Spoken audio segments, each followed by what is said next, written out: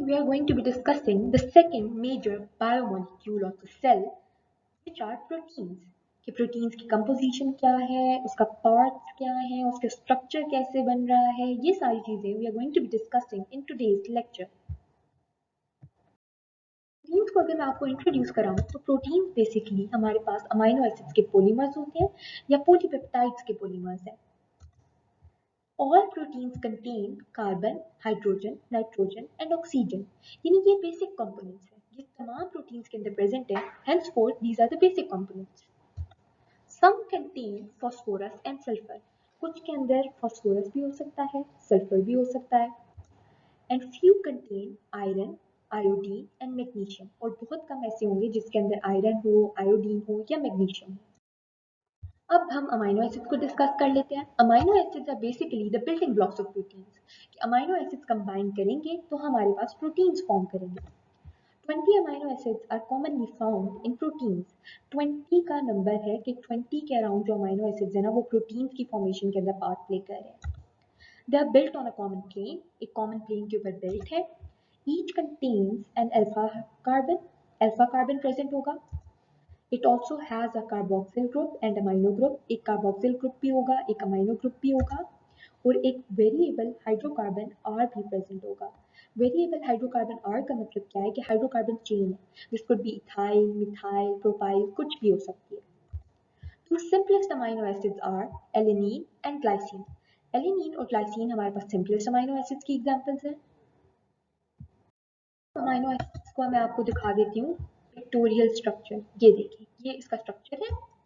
ये basically alpha carbon है जिसकी हम बात कर रहे थे। अल्फा कार्बन के साथ एक तरफ कार्बोक्सिल ग्रुप अटैच्ड है, C डबल बॉन्ड OH। एक तरफ हमारे पास अमाइनो ग्रुप अटैच्ड है, NH2। एक तरफ हाइड्रोजन अटैच्ड है और एक तरफ R अटैच्ड है।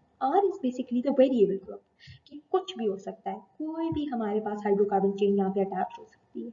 And R is the difference, distinguishing point होता है हमारे पास अमाइनो एसिड्स में, कि तमाम अमाइनो एसिड्स के दरमियान अगर हम डिफरेंस निकालेंगे ना तो वो R होगा, कि R हर अमाइनो एसिड टाइप का डिफरेंट होगा। डाइपेप्टाइड्स एंड पॉलीपेप्टाइड्स, ये हमारे पास क्या होते हैं?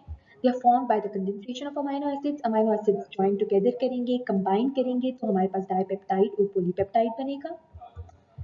राइबोसोम्स हमारे पास इंस्ट्रक्शंस ले रहा है मैसेंजर आरएनए से, and they take instructions from DNA. This is translation process. ये हमारे पास ट्रांसलेशन प्रोसेस है। ये प्रोटीन की फॉर्मेशन को इसने एक्सप्लेन किया हुआ है कि राइबोसोम क्या करता है, मैसेंजर आरएनए से इंस्ट्रक्शन ले रहा है। मैसेंजर आरएनए किससे इंस्ट्रक्शन ले रहा है? वो डीएनए से इंस्ट्रक्शन ले रहा है। और इस पूरे प्रोसेस से हमारे पास प्रोटीन्स फॉर्म हो रही है और इस प्रोसेस का नाम क्या है? Translation process. Peptide bond, it is formed when hydroxyl from carboxyl group and hydrogen from amino group are removed in the form of water. Water की फॉर्म में एक अमाइनो एसिड के कार्बोक्सिल ग्रुप से hydroxyl remove हो रहा है, दूसरी amino acid के अमाइनो ग्रुप से हाइड्रोजन रिमूव हो रहा है, तो ये वाटर फॉर्म कर देंगे। डाइपेप्टाइड हमारे पास क्या होता है? The product of two amino acids, कि दो अमाइनो एसिड्स का प्रोडक्ट क्या होगा। डाइपेप्टाइड्स की हम बात कर रहे थे कि it is the product of two amino acids. तो डाइपेप्टाइड्स के दो एंड्स होते हैं, एक एन टर्मिनल होगा और एक सी टर्मिनल एंड होगा। सी टर्मिनल एंड जो होगा कार्बोक्सिल ग्रुप वाला एंड होगा, एन टर्मिनल वाला NH2 अमाइनो ग्रुप टर्मिनल वाला एंड होगा। A new amino acid can be added at the C-terminal end and this forms a tripeptide. अगर एक न्यू अमाइनो एसिड में ऐड होना है ना तो वो हमारे पास C टर्मिनल एंड पे ऐड हो जाएगा, C टर्मिनल एंड पे ऐड होगा और इस तरीके से हमारे पास क्या बन जाएगा?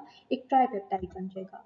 Similarly, when several other amino acids are linked by the peptide bond, the polypeptide chain is formed. इसी तरीके से जब बहुत ज़्यादा और अमाइनो एसिड्स हमारे पास एक दूसरे के साथ पेप्टाइड बॉन्ड से लिंक करेंगे तो एक पूरी पॉलीपेप्टाइड चेन फॉर्म हो जाएगी। अब हम उन अमाइनो एसिड्स को डिस्कस कर लेते हैं, ग्लाइसिन और एलेनिन, जो सिंपलेस्ट अमाइनो एसिड्स हैं। इनके दरमियान क्या डिफरेंस है? ये आप देखिए, ये ग्लाइसिन है। ग्लाइसिन में क्या है? हमारे पास सी डबल बॉन्ड OH है, यानी कार्बोक्सिलिक ग्रुप। यहाँ पे NH2 है, अमाइनो ग्रुप। एक तरफ हाइड्रोजन है, ये तो सब अमाइनो एसिड्स के अंदर प्रेजेंट होगा। और यहाँ पे जो R ग्रुप था, यहाँ पे भी हाइड्रोजन अटैच्ड है, जबकि एलेनिन में इस R ग्रुप पे CH3 यानी मिथाइल ग्रुप अटैच्ड है। So this is the difference between glycine and alanine. Practice question को डिस्कस करें तो इसकी स्टेटमेंट है polymerization of amino acid takes place in which direction. A option is N to C terminal, B option is C to N terminal, C option is only at C terminal, and D option is only at N terminal. Solution of the practice question is correct option is A, that is from N to C terminal.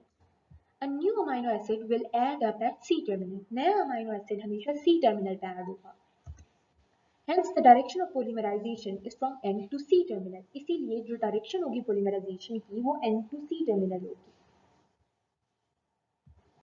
I hope कि आपको protein के इस introduction की समझ आ गई होगी. Thank you very much for your attention.